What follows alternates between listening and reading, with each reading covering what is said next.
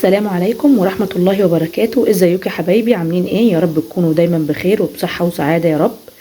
النهاردة بإذن الله هنعمل معاكم اللوبيا اللي هي ام عين سودا، زي ما احنا شايفين كده اللوبيا الناشفة.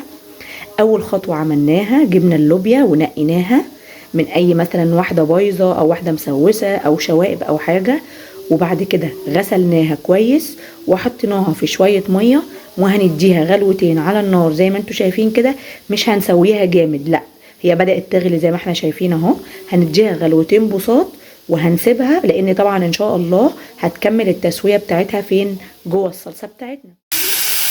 هنا يا حبايبي على ما اللوبيا تتسلق هنعصج اللحمة بتاعتنا وهنحط عليها الايه الصلصة بتاعتنا ونجهزها، بحيث اول ما اللوبيا تستوي نص السلقة اللي زي ما احنا اتفقنا نبدأ نسقطها عليها. هنسمي بسم الله ونحط هنا زي ما احنا شايفين ادي المقدار بتاعنا بتاع اللحمة المفرومة. هنا يا حبايبي المادة الدهنية في اللحمة المفرومة انا حاسة ان هي كتيرة عندي، فانا كده مش هحط بالنسبة لي مادة دهنية، انا مش هحط سمنة ولا زيت، انا هكتفي بالدهون اللي موجودة جوه اللحمة المفرومة زي ما احنا شايفين كده اهو. تمام، هنبدأ نفك حتة اللحمة المفرومة زي ما احنا متفقين كده اهو. بصوا يا حبايبي بسم الله الرحمن الرحيم.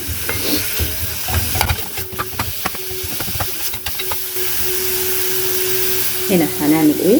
احنا هنا فرمين بصلايه اهو زي ما انتم شايفينها كده، وفصين 3 توم. تمام، نبدأ ننزل بيهم على اللحمة المفرومة بتاعتنا كده. احنا بنعصج اللحمة بس. تمام اهو.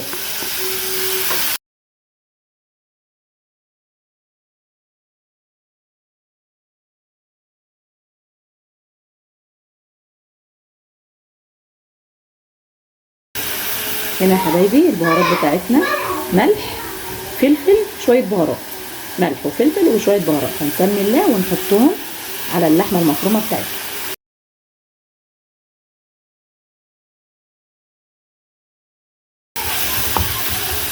بصوا يا حبايبي كده عصجنا اللحمة، جبنا اللحمة المفرومة وحاطين عليها المادة الدهنية بتاعتنا، ولو في نسبة دهون زي ما انا عندي كده النهارده، لو في نسبة دهون موجودة في اللحمة يبقى ما تحطيش مادة دهنية، لان هنكتفي بالدهون اللي بتنزل من اللحمة المفرومة علشان الاكلة ما تبقاش تقيلة او دسمة جدا. تمام، نفرم بصلاية و3 فصوص ثوم ونبدأ نعصج اللحمة بيهم. والبهارات بتاعتنا ايه؟ ملح وفلفل وشوية بهارات مشكلة، وبكده يبقى عصجنا اللحمة بتاعتنا. نخش على الخطوة اللي وراها. هنا جبنا كمية الصلصة بتاعتنا اهي يا حبايبي. بصوا الصلصة اللي احنا عاملينها بسم الله الرحمن الرحيم. هنبدأ ننزلها على اللحمة المفرومة.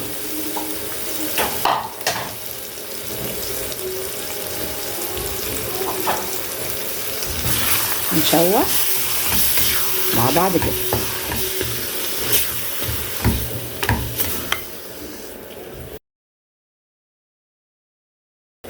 كده اتسبكت معانا اهي يا حبايبي. هنبدأ نسقيها العقد بتاعها بتاع المية اهو زي ما احنا شايفين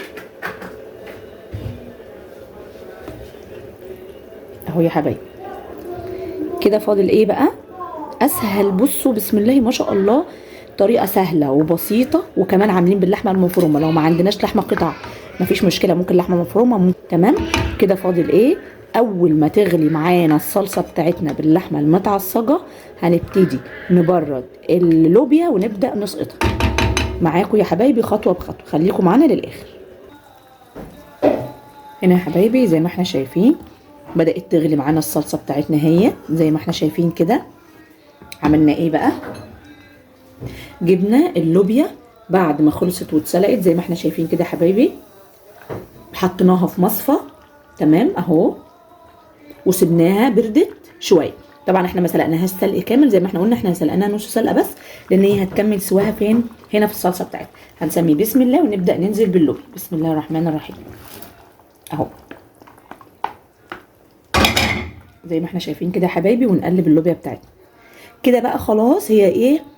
باذن الله ان شاء الله هتكمل السوا بتاعها في الصلصه، وباذن الله نبدا نقدمها لكم ونوري لكم الشكل النهائي بتاعها ايه. تمام يا حبايبي، باذن الله يا رب فيديوهاتنا تعجبكم ونشوفكم في احسن صحه وفي احسن حال. وادعمونا يا جماعه باللايك وبالشير، وشكرا جدا جدا جدا على كل القنوات وكل الناس اللي بتخش تعلق لي بكلام جميل جدا بصراحة وبتشجعوني. ربنا يبارك لكم يا رب وجزاكم الله كل خير، وبإذن الله دايما نكون عند حسن ظنكم. أسيبكم في رعاية الله، والسلام عليكم ورحمة الله وبركاته.